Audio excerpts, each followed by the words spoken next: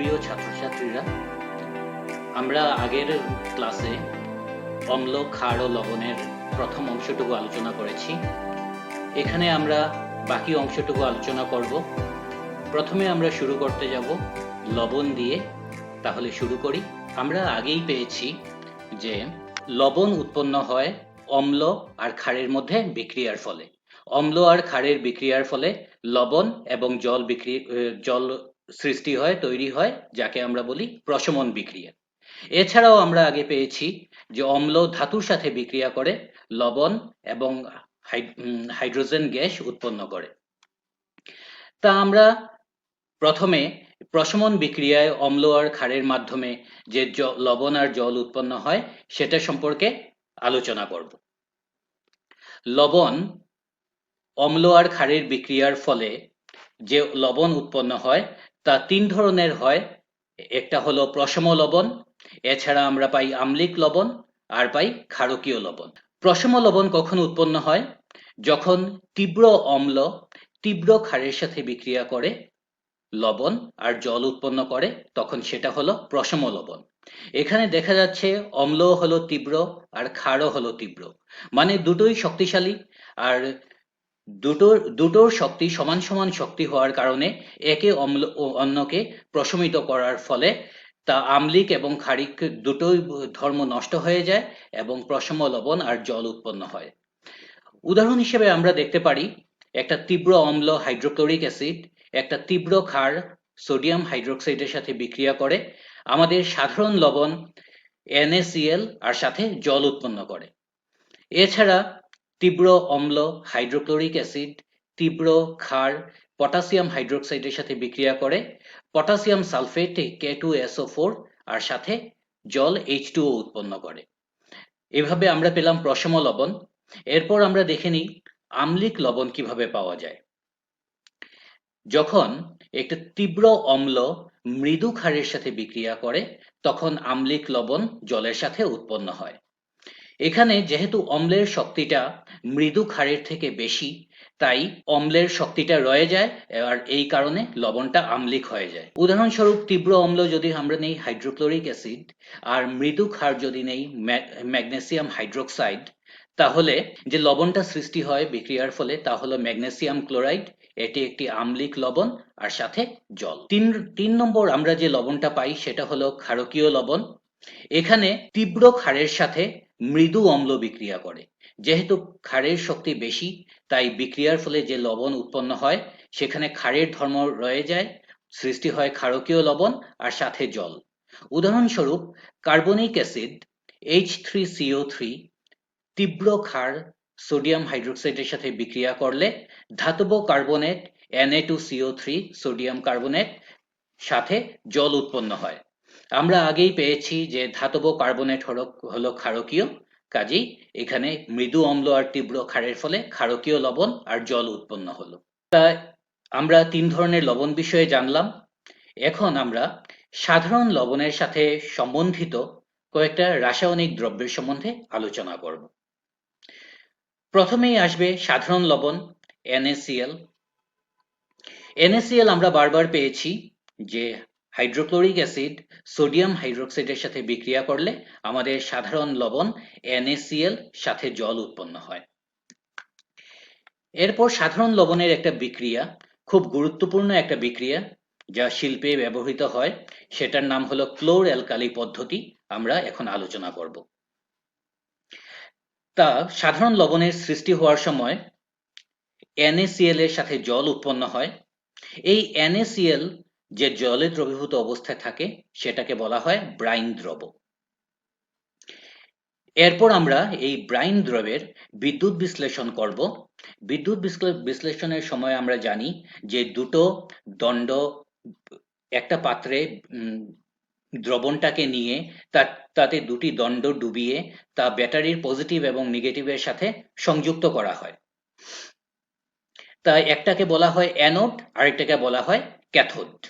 অ্যানোডে ব্যাটারির পজিটিভ যুক্ত হয় আর ক্যাথোডে ব্যাটারির নেগেটিভ যুক্ত হয়। তা বিদ্যুৎ বিশ্লেষণ যখন হয় এই ব্রাইন দ্রবের, তখন অ্যানোডে ক্লোরিন উৎপন্ন হয়। ক্লোরিন ঋণাত্মক আয়ন থাকে তা ব্যাটারির পজিটিভের সাথে বিক্রিয়া করে, তাই যে তাই নেগেটিভ আর পজিটিভের আকর্ষণের ফলে ক্লোরিনটা অ্যানোডে যায়, আর ক্যাথোডে সোডিয়াম সৃষ্টি হয়। যেহেতু ক্যাথোডে ব্যাটারির ঋণাত্মক ঋণাত্মক দণ্ড ঋণাত্মক অংশটা লাগানো থাকে, তাই ক্যাথোডে Na প্লাস যেটা আয়ন সৃষ্টি হয় সেটা আকর্ষণের ফলে ক্যাথোডে যায়। এই যে সোডিয়ামটা সৃষ্টি হলো Na, সেটা দ্রবের জলের সাথে H2O এর সাথে বিক্রিয়া করে, Na প্লাস H2O বিক্রিয়া হয়, হয়ে আবার সোডিয়াম হাইড্রোক্সাইড সাথে হাইড্রোজেন গ্যাস উৎপন্ন হয়। তাই এই বিক্রিয়ায় মানে এই বিদ্যুৎ বিশ্লেষণের ফলে আমরা পাই যে ক্লোরিন সৃষ্টি হয়েছে, সাথে NaOH সৃষ্টি হয়েছে। আমরা আগে পেয়েছি যে যে ক্ষারকীয় দ্রব্য জলে দ্রবীভূত হয় তাকে অ্যালকালি বলা হয়।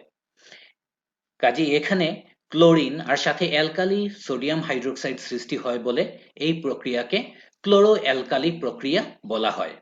অবশ্যই সাথে হাইড্রোজেন গ্যাসও সৃষ্টি হয়।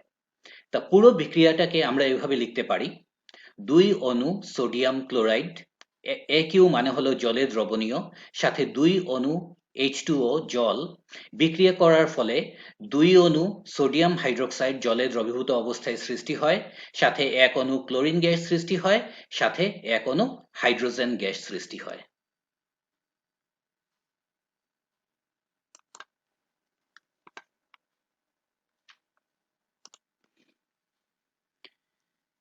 তা পুরো প্রক্রিয়াটাকে আমরা আমরা এভাবে বুঝে নিতে পারি। ব্রাইন ব্রাইন সৃষ্টি হয় কিভাবে? NaCl সাধারণ লবণের সাথে জল মিলিয়ে জলে দ্রবীভূত করে ব্রাইন সৃষ্টি হয়। সেটার বিদ্যুৎ বিশ্লেষণ করা হলো। বিদ্যুৎ বিশ্লেষণের ফলে ক্যাথোডে হাইড্রোজেন গ্যাস উৎপন্ন হলো, অ্যানোডে ক্লোরিন উৎপন্ন হলো, সাথে আবার ক্যাথোডে সোডিয়াম হাইড্রোক্সাইড সৃষ্টি হলো। তা এই যে হাইড্রোজেন গ্যাস সাথে ক্লোরিন গ্যাস আর অ্যালকালি সোডিয়াম হাইড্রোক্সাইড সৃষ্টি হলো, সেগুলির ব্যবহার আমরা একে একে দেখে নেব। প্রথমে দেখে নেব হাইড্রোজেন গ্যাস। হাইড্রোজেন গ্যাস ইন্ধন হিসেবে ব্যবহার করা হয়। এটা একটা খুব উত্তম প্রজাতির ইন্ধন। রকেট প্রভৃতিতে এই ইন্ধন ব্যবহার করা যায়। এটি একটি উচ্চ দহনশীল পদার্থ, তাই এটাকে আমরা সাধারণ অবস্থায় ঘরে আমরা ব্যবহার করতে পারি না। প্রচণ্ড দহনশীল হওয়ায় তা উন্নত ধরনের রকেট বা প্লেন এসবে ব্যবহার করা হয়। এছাড়া হাইড্রোজেন ব্যবহার করে কৃত্রিম মাখন বানানো হয়। কৃত্রিম মাখন বলতে আমরা বনস্পতি ডালডা প্রভৃতিকে চিনে থাকি। এছাড়া রাসায়নিক সার আমরা কৃষিকার্যে ব্যবহার করি। রাসায়নিক সার ব্যবহার করায় কৃষিকার্যের ফসলের পরিমাণ বাড়ানো যায়। এই রাসায়নিক সারগুলি বানাতে একটা গুরুত্বপূর্ণ পদার্থ প্রয়োজন হয়, সেটা হলো অ্যামোনিয়া। এই অ্যামোনিয়া তৈরি করতে আবার হাইড্রোজেন গ্যাসের প্রয়োজন হয়। বিক্রিয়াটাকে আমরা দেখে নিতে পারি। হাইড্রোজেন নাইট্রোজেন গ্যাসের সাথে বিক্রিয়া করে অ্যামোনিয়া তৈরি করে। এরপর আমরা দেখে নেব অ্যানোডে যে সৃষ্টি হলো ক্লোরিন, সেটার ব্যবহার। ক্লোরিন এমনিতে একটি বিষাক্ত গ্যাস, তাই এটি বিভিন্ন ধরনের জীবাণুনাশক, কীটনাশক ইত্যাদি হিসেবে ব্যবহার করা হয়। ক্লোরিন গ্যাসের সংস্পর্শে যদি আমরা প্রত্যক্ষভাবে আসি তাহলে আমাদেরও বিপদ হতে পারে। তাই ক্লোরিন গ্যাস জল পরিশোধন করার কাজেও ব্যবহার করা হয়। জলে বিভিন্ন ধরনের বীজাণু থাকে, সেগুলি মেরে জল পরিশোধন করা হয়। এছাড়া পিভিসি যে এক ধরনের প্লাস্টিক, যা আমরা সাধারণত দেখি আমাদের আশেপাশে জুতোর সোলে পিভিসি থাকে, তা তৈরি করতেও ক্লোরিন গ্যাসের ব্যবহার হয়। এরপর আবার যে ক্যাথোডে সোডিয়াম হাইড্রোক্সাইড সৃষ্টি হয়, তার ব্যবহার হলো, আমরা সোডিয়াম হাইড্রোক্সাইড সাধারণত জানি যে সাবানে সোডিয়াম হাইড্রোক্সাইড থাকে। এটা হলো একটা সাধারণ জ্ঞান যে সাবানে সোডিয়াম হাইড্রোক্সাইড থাকে। এছাড়া ডিটারজেন্টেও সোডিয়াম হাইড্রোক্সাইড থাকে, এই দুটো একই ধরনের জিনিস। এছাড়া ধাতুর থেকে গ্রিজ সরানো, ধাতুতে গ্রিজ লেগে থাকলে তা পরিষ্কার করার জন্য সোডিয়াম হাইড্রোক্সাইড ব্যবহার করা হয়। তারপর কাগজ কলে কাগজ বানানোর সময় সোডিয়াম হাইড্রোক্সাইড ব্যবহার করা হয়। এছাড়া কৃত্রিম আঁশ, যা প্রাকৃতিকভাবে পাওয়া যায় না, কৃত্রিমভাবে আঁশ বানিয়ে তা থেকে যে কাপড় বানানো হয়, সেই কৃত্রিম আঁশ বানানোয় সোডিয়াম হাইড্রোক্সাইড ব্যবহার করা হয়। এরপর এই যে হাইড্রোজেন গ্যাস এবং ক্লোরিন গ্যাস সৃষ্টি হলো, আমরা জানি এই দুটো গ্যাস যদি নিজেদের মধ্যে বিক্রিয়া করে তাহলে হাইড্রোক্লোরিক অ্যাসিড HCl সৃষ্টি হয়। এই হাইড্রোক্লোরিক অ্যাসিড আবার স্টিল পরিষ্কার করা, অ্যামোনিয়াম ক্লোরাইড বানানো এসবেও ব্যবহার করা হয়। অ্যামোনিয়াম ক্লোরাইড বানানোর বিক্রিয়াটা আমরা দেখে নিতে পারি। অ্যামোনিয়ার সাথে হাইড্রোক্লোরিক অ্যাসিড, অ্যামোনিয়া যা আমরা আগে পেলাম, হাইড্রোজেন আর নাইট্রোজেন বিক্রিয়া করে অ্যামোনিয়া তৈরি হয়। এই অ্যামোনিয়ার সাথে হাইড্রোজেন আর ক্লোরিন মিলে যে হাইড্রোক্লোরিক অ্যাসিড তৈরি হলো, সেটা বিক্রিয়া করার ফলে NH4Cl অ্যামোনিয়াম ক্লোরাইড তৈরি হয়। এছাড়া হাইড্রোক্লোরিক অ্যাসিড ঔষধ বানাতে ব্যবহার করা হয় আর প্রসাধন সামগ্রী বানাতেও ব্যবহার হয়। অন্যদিকে ক্লোরিন আর সোডিয়াম হাইড্রোক্সাইড এই দুটি কাপড় বিরঞ্জন করা মানে ডাই করায় ব্যবহার করা হয়। তা আমরা পুরো বিক্রিয়াটা বুঝে নিলাম ক্লোর অ্যালকালি পদ্ধতি কিভাবে হয়। এরপর যে আমরা রাসায়নিক লবণের সম্বন্ধে জানবো সেটি হলো ব্লিচিং পাউডার। ব্লিচিং পাউডারের রাসায়নিক সংকেত হলো CaOCl2। এটার রাসায়নিক নাম হলো ক্যালসিয়াম অক্সিক্লোরাইড। কিভাবে তৈরি হয় ব্লিচিং পাউডার? শুকনো শিথিলিত চুনের সাথে ক্লোরিনের বিক্রিয়ার ফলে ব্লিচিং পাউডার উৎপন্ন হয়। শুকনো শিথিলিত চুন যা পান দোকানে টোকানে পাওয়া যায় বা দেওয়ালে চুনকাম করতে যে চুন ব্যবহার করা হয় সেটা হলো শুকনো শিথিলিত চুন। শুকনো শিথিলিত চুনের রাসায়নিক সংকেত হলো CaOH2 আর সাথে ক্লোরিন বিক্রিয়া করে Cl2। বিক্রিয়ার ফলে CaOCl2 ক্যালসিয়াম অক্সিক্লোরাইড তৈরি হয়, সাথে এক অণু জল তৈরি হয়। ব্লিচিং পাউডারের ব্যবহারগুলি হলো কাপড় উদ্যোগে সুতীয় লাইনেন বিরঞ্জন মানে সুতীয় লাইনেন কালার করতে ব্লিচিং পাউডার ব্যবহার করা হয়। কাগজ কলে বাঁশ বা কাঠের মণ্ড তৈরি করা হয়, সেই মণ্ড বিরঞ্জন করতে ব্লিচিং পাউডার ব্যবহার করা হয়। এছাড়া ব্লিচিং পাউডারে তোমরা সংকেতটা দেখতে পারো CaOCl2 আছে মানে ক্লোরিন আছে। ক্লোরিন আমরা জানি যে কোনো পরিশোধনের কাজে ব্যবহার করা হয়, কাজে ব্লিচিং পাউডার যেহেতু ক্লোরিন আছে তাই ক্লোরিন ব্যবহার করে আমরা জল বীজাণুমুক্ত করতে পারি। এটা গেল ব্লিচিং পাউডার। এরপর আমরা জানবো বেকিং সোডার সম্বন্ধে। বেকিং সোডার রাসায়নিক নাম হলো সোডিয়াম বাইকার্বনেট। এটার রাসায়নিক সংকেত হলো সোডিয়াম NaHCO3। এটাকে সোডিয়াম হাইড্রোজেন কার্বনেটও বলা যায়। কিভাবে তৈরি হয় বেকিং সোডা? ঘন সাধারণ লবণের ব্রাইনের সাথে, আমরা আগে ব্রাইন পেয়েছি যে সাধারণ লবণ জলে দ্রবীভূত করলে সেটাকে ব্রাইন বলা হয়। সেটা কম জল দিলে ঘন সাধারণ লবণের ব্রাইন হবে। তার মধ্যে অ্যামোনিয়া দেওয়া হবে আর এই দ্রবণের মধ্য দিয়ে যদি কার্বন ডাইঅক্সাইড গ্যাস পাস করা হয় তাহলে বিক্রিয়া হয় আর বিক্রিয়ার ফলে বেকিং সোডা তৈরি হয়। বিক্রিয়াটা এভাবে লেখা যায়, NaCl হলো সাধারণ লবণ, সাথে জল H2O, সাথে NH3 অ্যামোনিয়া দেওয়া হলো আর কার্বন ডাইঅক্সাইড এর মধ্য দিয়ে পাস করে দেওয়া হলো। তার ফলে যে বিক্রিয়ার ফলে সৃষ্টি হলো NH4Cl আমরা আগে পেয়েছি, এটাকে বলে অ্যামোনিয়াম ক্লোরাইড। আর সাথে তৈরি হলো সোডিয়াম হাইড্রোজেন কার্বনেট বা সোডিয়াম বাইকার্বনেট বা যাকে আমরা সাধারণভাবে বলি বেকিং সোডা। আমরা আগেই বলেছি যে বিভিন্ন রান্না করার সময় বেকিং সোডা আমরা ব্যবহার করি, যেমন কেক ফোলানো বা পরোটা কড়মড়ে করার জন্য এতে বেকিং সোডা দেওয়া হয়। আমরা বিক্রিয়াতে পেয়েছি যে বেকিং সোডা তৈরি হওয়ার সময় কার্বন ডাইঅক্সাইড উৎপন্ন হয়। রান্না করার সময় বেকিং সোডা উত্তপ্ত হলে যে কার্বন ডাইঅক্সাইড উৎপন্ন হয় সেই বিক্রিয়াটাকে আমরা এভাবে দেখতে পারি।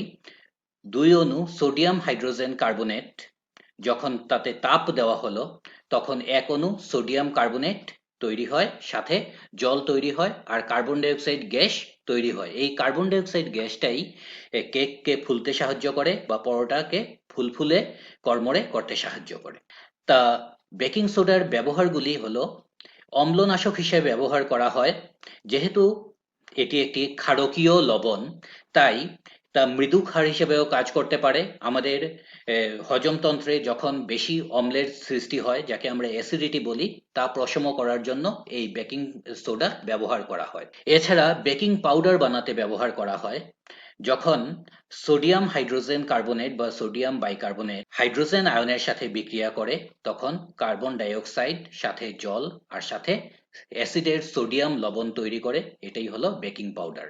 এছাড়া সোডা অ্যাসিড অগ্নি নির্বাপন যন্ত্রে ব্যবহার করা হয়।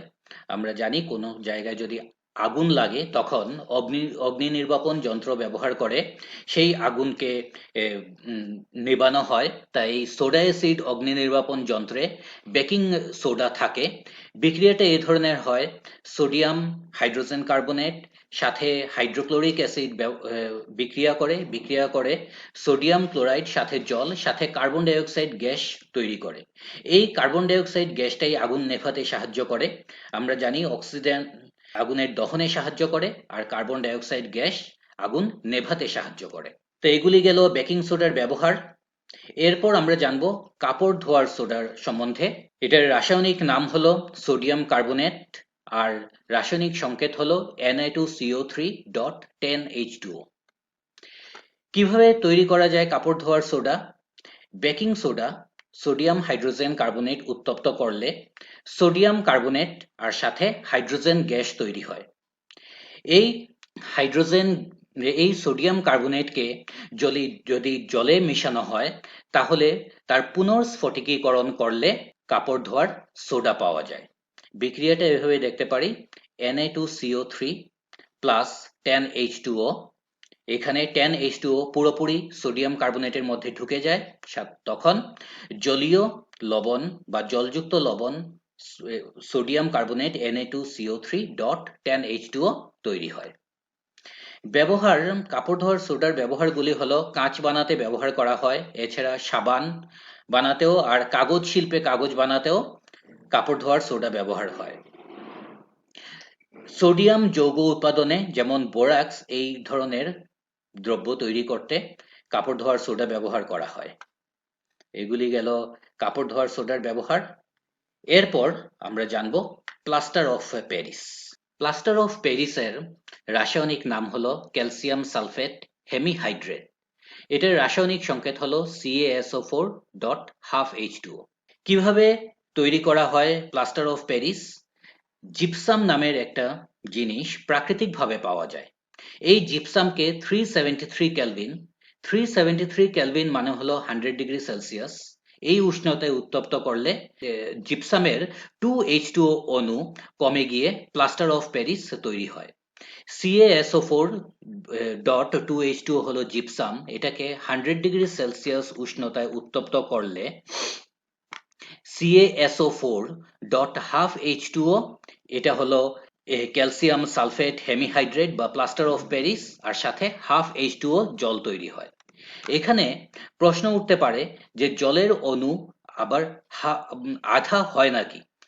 জলের অণু এখানে দুটো ছিল, সেটা এদিকে আধা হয়ে বেরিয়ে গেছে, এদিকে 1.5 হয়ে গেছে। আসলে বিক্রিয়াটা এভাবে হয়: 2 অণু ক্যালসিয়াম সালফেট সাথে 4 অণু জল যখন 100 ডিগ্রি সেলসিয়াসে উত্তপ্ত করা হয় তখন 2 অণু ক্যালসিয়াম সালফেট সাথে 1 অণু জল তৈরি হয়।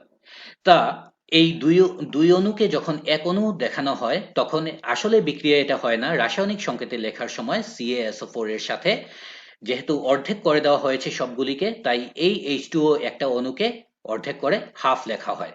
সাথে এখানে 3 অণু জল উৎপন্ন হয়, সেটাও অর্ধেক করে 1.5 অণু জল লেখা হয়। আবার এই CaSO4 হাফ H2O এই যে প্লাস্টার অফ প্যারিস এটাতে জল মেশালে আবার তা জিপসামে রূপান্তরিত হয়ে শক্ত হয়ে যায়। বিক্রিয়াটা ঠিক উল্টো: CaSO4.12H2O সাথে H2O জল বিক্রিয়া করে জিপসাম CaSO4.2H2O তৈরি হয়। প্লাস্টার অফ প্যারিসের ব্যবহার আমরা সাধারণত দেখে থাকি। প্লাস্টার অফ প্যারিস দিয়ে বিভিন্ন ধরনের পুতুল বা স্ট্যাচু বানানো হয়। এছাড়া হাড় ভাঙলে হাড় জোড়া দেওয়ার জন্য যে প্লাস্টার করা হয় তাতে প্লাস্টার অফ প্যারিস ব্যবহার করা হয়। এছাড়া প্লাস্টার অফ প্যারিস ব্যবহার করে ঘর সাজানোর বিভিন্ন জিনিসও আমরা বানাতে পারি।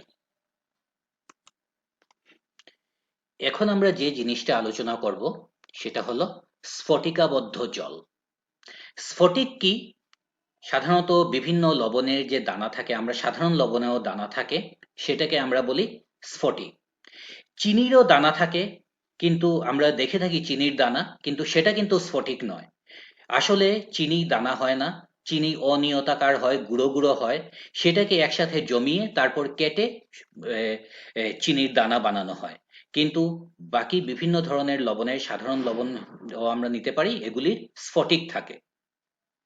এখন কোনো লবণের স্ফটিকের গঠনের একটি অংশ যদি জল থাকে, একটি অংশে যদি জলের অণু থাকে, তাকে আমরা ওই জলটাকে স্ফটিকাবদ্ধ জল বলবো।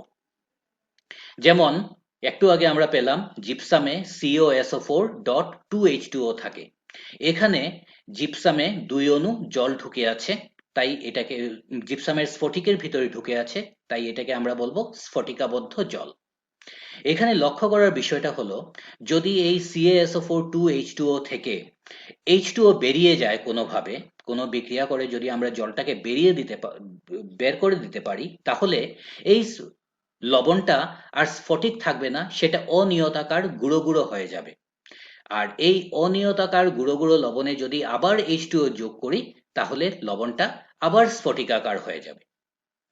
তাহলে স্ফটিক দু ধরনের হতে পারে।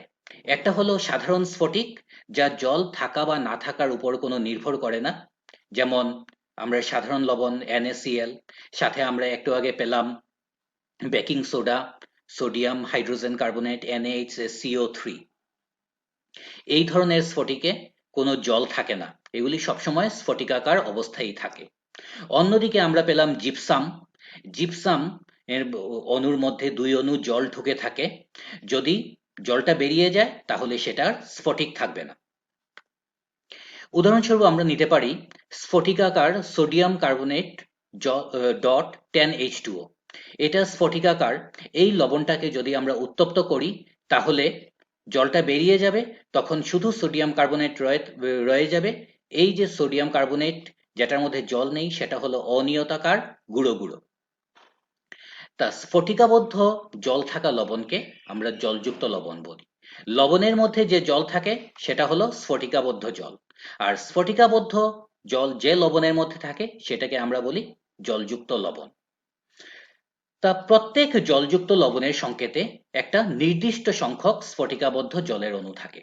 আলাদা আলাদা ধরনের লবণে আলাদা আলাদা পরিমাণ জলের অণু থাকবে। একই ধরনের লবণে কোনো আলাদা পরিমাণের জলের অণু থাকতে পারবে না, সেটা একটা নির্দিষ্টই থাকে।